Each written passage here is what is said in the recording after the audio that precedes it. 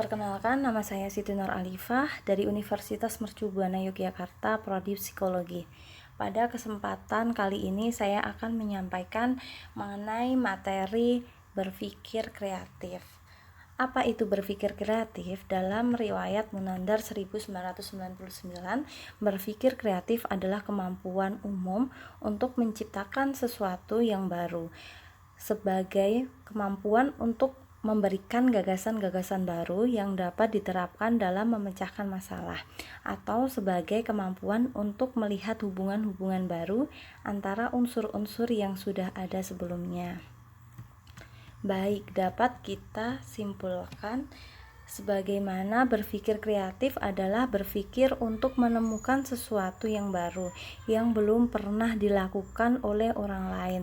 Walaupun dilakukan untuk menemukan sesuatu yang baru, namun berpikir kreatif sangat membutuhkan kemampuan menganalisa mengenai sesuatu yang sudah ada selama ini. Bagi orang yang berpikir kreatif, semua yang sudah ada sebelumnya dapat diolah lagi untuk menghasilkan sesuatu yang baru, yang memiliki manfaat baru, atau yang menjadi lebih bermanfaat. Misalnya, seorang karyawan yang bekerja di sebuah perusahaan penerbitan memikirkan bagaimana cara yang dilakukan untuk memanfaatkan sisa-sisa kertas yang ada. Melalui proses berpikir kreatif, karyawan itu menemukan cara untuk membuat sisa-sisa kertas itu menjadi kertas tisu. Oke, next kita akan membahas perbedaan berpikir kreatif dengan konvensional. Oke, ketika seseorang berpikir kreatif, maka seseorang itu akan menyukai tantangan, lebih terbuka dalam pengalaman dan perasaan, sering banyak gagasan dan usul terhadap suatu masalah, tidak mudah dipengaruhi pendapat umum bila yakin bahwa pendapatnya benar, berpikir maju dan berprogres. Sedangkan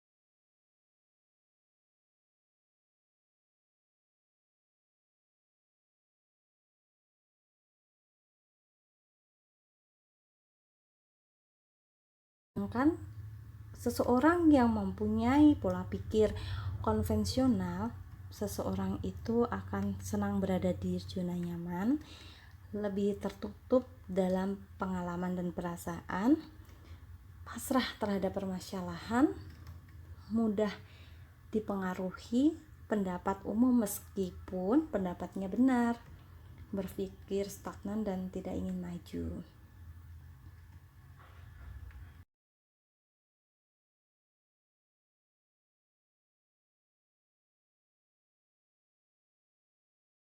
Oke, next. Kalian tahu gak sih apa ciri-ciri orang kreatif itu?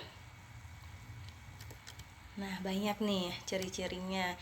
Di sini saya akan meng-share ciri-ciri orang kreatif itu dengan 5 ciri.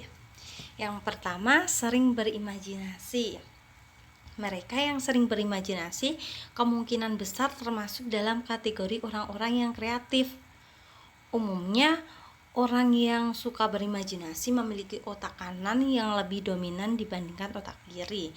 Mereka sering juga disebut sebagai pemimpin yang realistis karena mampu merealisasikan imajinasi mereka menjadi nyata. Lalu yang kedua, menyukai tantangan. Nah, bagi orang-orang kreatif, tantangan dan kesulitan merupakan suatu yang dapat memicu semangat loh. Umumnya mereka menghadapi tantangan dengan sikap optimis, berani, dan dalam mengambil resiko. Nah, ketika mereka gagal menghadapi tantangan, hal itu dianggap sebagai pelajaran dan ada kepuasan tersendiri ketika mereka berhasil melalui kesulitan yang dihadapi. Lalu yang ketiga, mudah beradaptasi. Orang-orang kreatif merupakan individu yang dapat berpikir cepat dalam menemukan ide atau gagasan untuk mengatasi masalah. Hal tersebut membuat mereka mudah beradaptasi dengan lingkungan dan suka membantu dalam menyelesaikan kasus secara berkelompok. Lalu yang keempat, mudah merasa bosan. Nah, kalian sering gak sih ngerasa bosan kayak gitu? Orang-orang kreatif sering berimajinasi dan mereka selalu terbuka dengan hal-hal baru di sekitarnya. Inilah yang kemudian membuat mereka cenderung mudah bosan terhadap sesuatu dan selalu ingin mencoba hal-hal yang baru. Seperti itu. Yang kelima, pribadi yang misterius. Orang kreatif mudah dipengaruhi oleh mood yang cepat berubah. Nah, selanjutnya kita akan membahas apa pentingnya memiliki kemampuan berpikir kreatif. Yang pertama, kreativitas menghubungkan semuanya. Kreativitas adalah seni membuat koneksi dan mengajarkan kita bahwa segala sesuatu di alam semesta terhubung. Dengan kata lain, kreativitas mengumpulkan ide-ide bersama dan menampilkan dengan cara yang belum pernah ada.